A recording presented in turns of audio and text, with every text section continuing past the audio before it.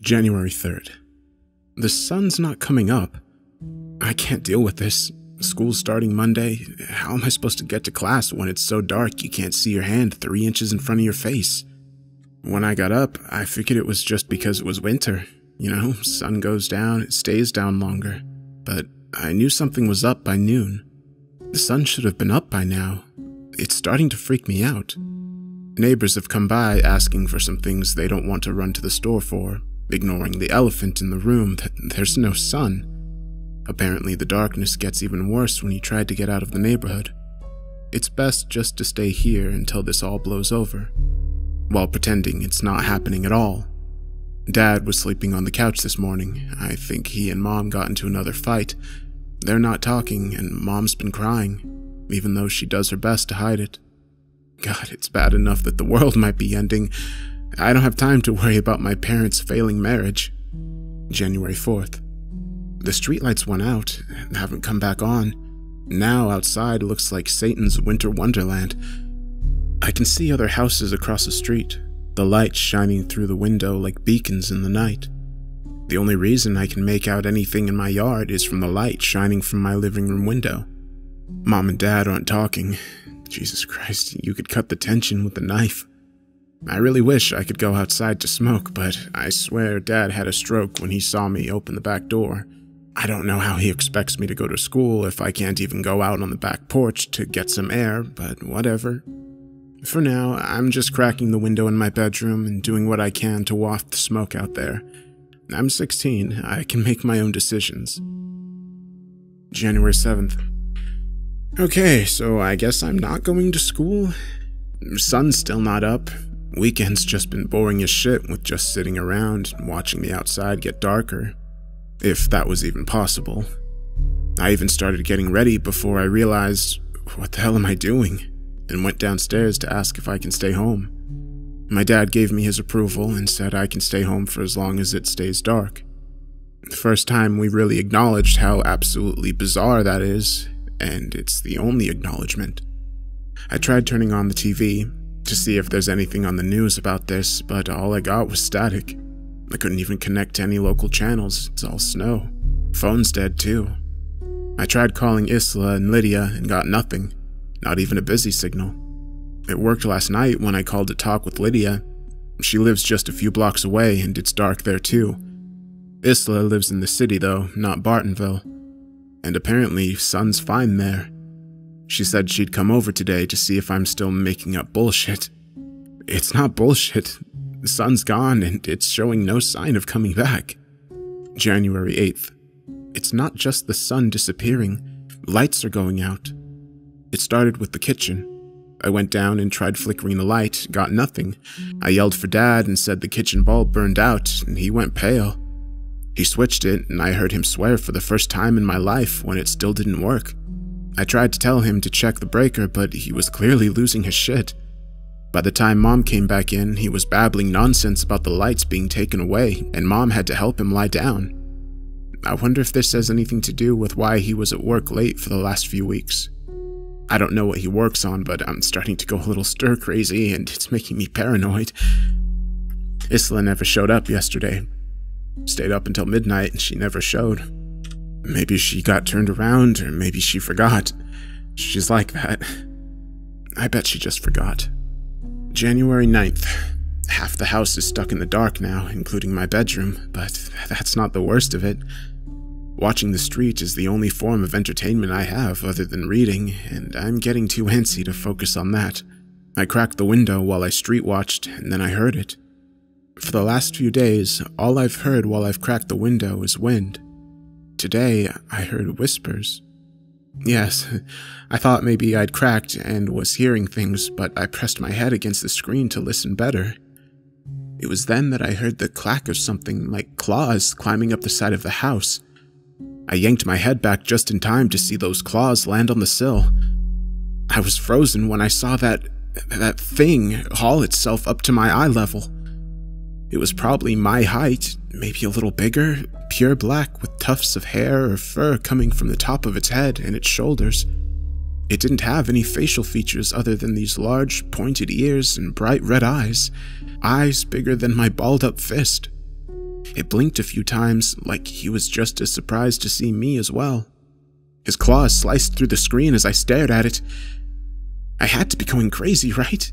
Its enormous hand groped around my desk before landing on my last pack of cigarettes. It yanked them back, waved them in my face, and then it dropped out of sight with a chattering madman sound. I screamed as loud as I could before slamming the window down. My dad came in, and when I told him what I saw, he began to cry. Just crumpled into a ball on the floor and began sobbing. I asked Mom what was wrong with him, but she couldn't answer me. All she knew for sure was that on the 2nd, he came back late, looking paranoid as hell and smelling like someone else's perfume. I don't know what's worse, the fact that my dad apparently is having an affair or how calmly my mom said that. Apparently she'd been on to him for months and it had been likely going on for years. It was only that night she caught him. God, I wish I could just go back in my treehouse and hide for a bit, but I can't imagine leaving this house right now. Not with those things out there that laugh and whisper, even though they don't have mouths. January 10th. The darkness took a house last night. The chittering from those freaks was so loud it woke me up. We crowded in front of the living room window and watched as dozens, maybe even hundreds of those monsters surrounded the house across the street. Windows were busted in, the door was ripped off the hinges, and they flooded inside. The Knays started screaming seconds after they got in. They screamed for what felt like ages, and all we could do was stand there and watch. Dad bolted around the house after that, extinguishing every candle, turning off any light we still had that worked. He's sure they were attracted to the light. I don't get it, but honestly, I'm not going to argue with a guy who's 2 steps away from a mental breakdown. The Knays did have most of the lights on.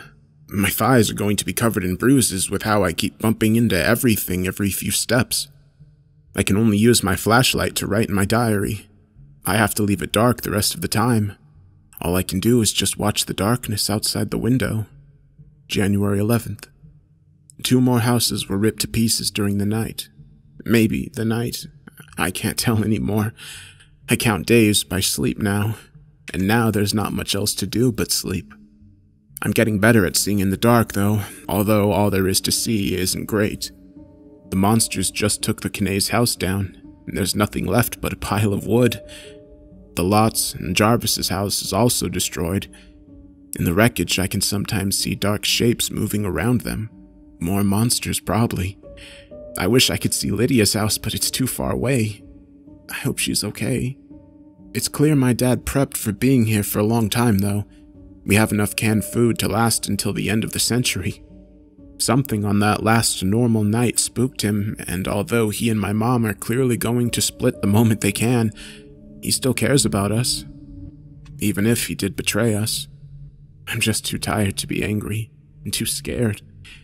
Maybe turning the lights off was the right choice, but who knows? January 12th. Rise Gill. That's the name of Dad's other woman, or in this case, man. Boy, this just couldn't be easy, could it? I was in the living room watching the snow when I saw a dark shape dart across the lawn. I almost screamed for my dad when I heard someone run into the door, but then I heard a voice. God, please let me in! I don't know what made me turn the knob, but the guy nearly flattened me in his panic to get inside. The side of his face is all raked up from something's claws, and right after I closed the door, I heard something else slam against it, followed by an angered scream. That thing was right on his heels, and I didn't even see it. My dad admitted it all to my mom in the other room when Rise practically fell into my dad's arms, sobbing about how they weren't just seeing things. Mom came out after a few minutes alone, dry-eyed and holding a first aid kit. She patched up Rise's face while Rise explained what had been happening all over the block. The monsters, or shadows as he called them, are in fact attracted to the light, and Dad was right, but they also like heat. Rise saw a few of them curled up around a burning house like a bunch of dogs in front of a fireplace. They didn't bring the dark, though. The other thing did. Dad and Rise refused to explain further, but apparently that night they saw something unknown. I'm praying for the sun's return soon. Dad turned the heat off and we're all bundling up.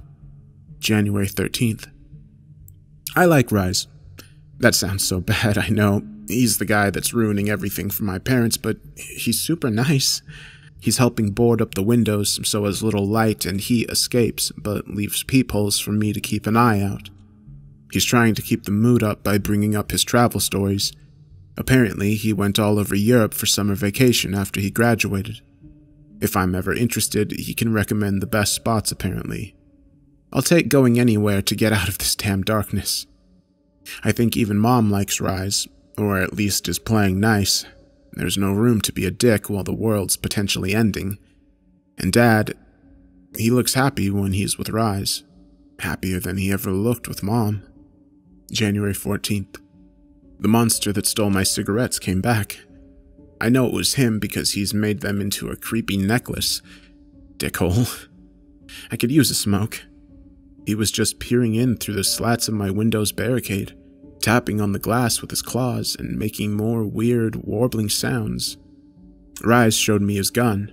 He says if the monster tries busting through, he'll make sure to put it down. I've never felt so relieved. In the meantime, I'm calling it Nick, short for nicotine, and I'm sleeping in my parents' room. Well, my mom's room. Dad and Rise are now occupying a room in the basement. I wish they'd just tell us what they saw that night. January 15th. Nick got in. Fuck. I don't even know how. I just heard Rise and Dad scream and came down to the basement to find Dad bleeding everywhere and Rise trying to put a bullet in Nick's head. He missed twice and ended up pegging it in the arm once, bolted back long enough for Rise and I to drag Dad to the main floor and shut the door. Nick is stuck in the basement and he can't get up here, but I do hear him pacing up and down the stairs. Dad's really fucked up. Mom started praying when she was patching up his neck. He looks super pale still, and he's going in and out of consciousness. Rise is holding onto his hand, and he's bawling his eyes out. I think my dad's dying. January 16th. Dad's dead. He passed sometime, well, I don't really know when. Clocks have all stopped and haven't been going for days. It's like time's not even real anymore. It's just an eternal night until we all die. I peered out of the window to see the front yard's got a few more bodies in it.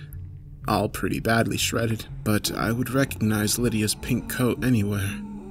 I think the rest of the bodies are her family, but I can't tell. Won't be able to either, probably. Not even if I could get up close to them. We're all going to die. Mom's just laying in bed, and Rise is counting his bullets in between his sniffles. All I need to know is that he has more than 3. January 17th. After we stashed Dad's body in the office, Rise sat both Mom and I down and told us what happened. They'd met by the old state hospital, planning on going for a drive in Dad's car while leaving Rise's stashed around there. Dad never once worked late in his life, which for some reason, that of all things ticks me off. He always got on my case whenever I skipped a class or two, and all this time he was practically gunning it from work to go meet his boyfriend. At sunset, they saw the monsters. 2 of them, not counting the shadows that surrounded the one that almost looked human. Except he was too tall and too pale, and had eyes black as night. The other one was hunched over, in some sort of drooling creature with a maw not big enough for all of its teeth. But it was clear these 2 creatures were not friends. The king, that's what Rise is calling the one with the shadows, apparently attacked first, but the beast fought back. It was then that the sky began to grow dark. Despite the sun still sitting on the horizon, they watched the sky grow black while the creatures continued to fight. They got the hell out of there before it became too dark, both going home and telling each other they'd been drugged. That was the only explanation for what unexplainable shit they'd seen. But they both still found themselves preparing. Dad picking up all of the canned food, and Rise digging that gun out of storage and making sure he had ammo. This has nothing to do with us. The king and the beast just put us in the middle of their shitfest, and we're all going to die because of it. January 18th. Mom's going to kill herself. Rise and I aren't going to stop her. There's not going to be an end to this night. Mom knows it. The sun's never coming back. Nick is still in the basement, pacing up and down those steps. It's waiting for its friends to show up so they can kill us all, rip us limb from limb. Rise is going to make a last stand when that happens, but Mom can't bring herself to wait for the sun anymore. She sat me down and told me how much I mean to her, that she still loves Dad even if he really, really hurt her, that she won't think badly of me if I'm not ready to end it. I'm not, but I'm just glad she's going to take the pills and peacefully go to sleep instead of taking Rise's offer to use his gun. I'm not sure I could take it if I heard the gun go off. I'm such a coward. I should be joining her right now, but I'm too scared to die. I'm only 16. I don't want to die. January 19th. This will be my last entry. Nick and the others broke through last night, right through the basement door. Rise took out a lot of them, but I'm not sure if he's still alive since I'm not hearing any gunshots anymore. I'm barred up in my room. I keep getting whiffs of my parents' rotting bodies and it makes me want to puke. Why didn't I go with my mom yesterday? I don't want to die. I don't want to die. I can hear them in the hall. They're looking for me. They can feel my warmth, even if my fingers feel numb and my teeth can't stop chattering. I can hear them whispering my name. I'm going to make a break for it out my window. I don't have a doubt that I'll freeze to death, but I'll take that over being ripped to pieces. I hear it's quite nice, freezing to death. You just sort of go to sleep.